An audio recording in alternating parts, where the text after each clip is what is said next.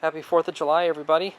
I wanted to put this video together where I would ring my crossing bells all individually, one at a time, like I did many years ago, but this is just an update to the collection of crossing bells that I have. And we'll start off over here is my electronic bells. It's a Western Cullen Hayes electronic crossing bell. And General Signals Type 2 right there. Right back over there is a Bryant Zink mechanical bell, and I made a video on that a few years ago.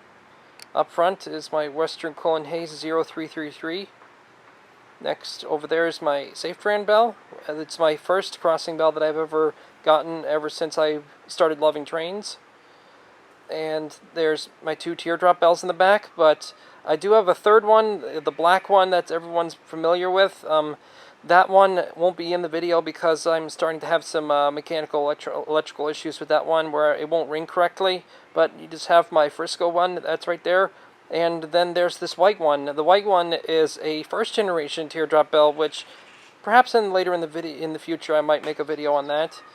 And back over there is a Western Railroad Supply mechanical bell.